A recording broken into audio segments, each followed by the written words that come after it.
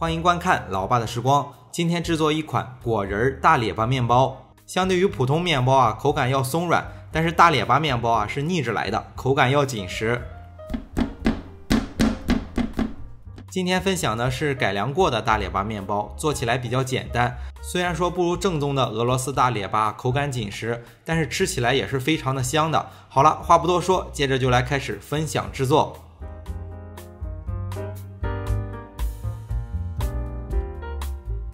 首先在和面盆中准备600克的高筋粉或者是面包粉，依次加入5克的酵母粉、30克的奶粉，简单的搅拌一下之后，加入100克的白砂糖、140克左右的牛奶，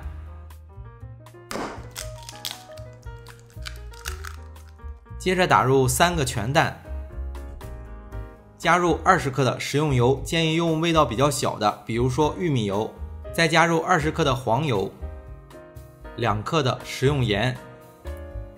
接着就把这份材料揉成一个面团就好了，不需要除湿机，也不需要出手模，制作还是比较简单的。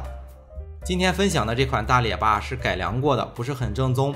正宗的大列巴好像是用一种啤酒来发酵。俄罗斯的大列巴口感特别的劲道，特别的扎实。以中国人从小以米面为食的这种习惯，可能这种面包吃起来太硬了，所以今天做的这款面包稍微软了一点，但是吃起来特别的香。现在这个面团成团了，看上去很粗糙，没有关系，盖上一张潮湿的笼布，放在冰箱的上层松弛20分钟。面团松弛好以后取出来，把面团揉成一个光滑的面团就好了。如果做口感特别扎实的那种大列巴，揉面这一步就花费了很多的力气，稍微做的软一点，揉面也会轻松一些。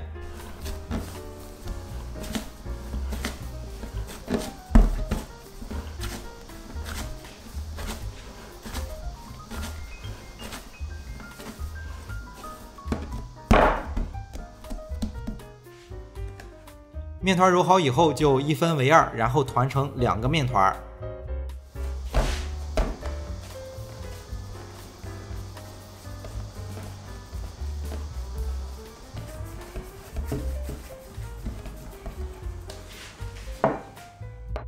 准备好的这2个面团再放在和面盆中，盖上一张潮湿的笼布，放在冰箱里松弛20分钟，方便下一步的操作。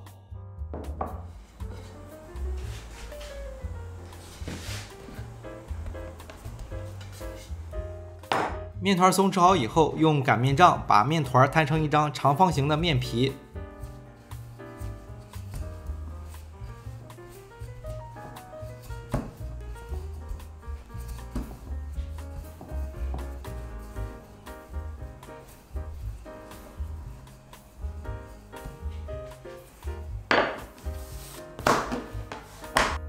摊好面皮的大小，目测有20公分乘30公分左右吧，然后取过来少许的清水，在表面刷上一点。后续要铺上果仁在上面，果仁比较干，刷上水粘得比较牢固一些。可以多准备一些果仁或者是果干。我们制作2个大列巴，准备100克的葡萄干，每个里面加入50克。150克的核桃仁要熟的，每个里面加入1半。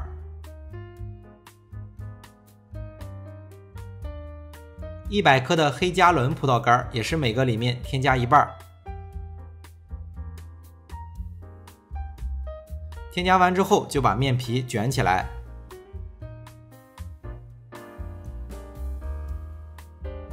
取过来烤盘，烤盘可以铺上烤盘纸，把制作好的大列巴放进去。另一个大列巴也是这样的制作方法。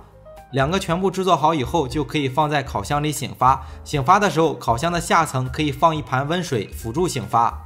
制作的这款面包本来就有一点干，放一盘温水不但有助于醒发，还可以增加湿度。面团醒发至5分，就是体积膨胀50%左右就取出来。准备2个鸡蛋黄打散，刷在面包的表面上。刷完蛋黄之后，用一个刀片在表面划上划痕，深度把第一层的面皮划开就好。处理好之后，就可以送入到已经预热好的烤箱。烤箱的温度设定是把上火预热到140度，下火预热到140度，面包放在烤箱的偏下层烤40分钟左右。由于烤制时间较长，我们要根据自己烤箱的火力情况进行调节，以免烤糊。如果发现在烤制的时候表层上色严重，可以用一张锡箔纸辅助的遮挡一下。烤好之后，一款特别香的大列巴面包就烤好了。放凉之后放入到保鲜袋中，放入冰箱保存。为了方便大家去记视频中所需要的材料，视频下方的备注栏或留言区有文字版的配料，有问题可以在留言区留言。大家如果喜欢老爸做的美食，可以帮忙关注点个赞，谢谢大家。虽然说今天分享的这款面包不是特别的正宗，但是吃起来也特别的香，切下来一块当早餐，营养又健康。那今天的这期视频到这里也就结束了，也祝大家生活愉快。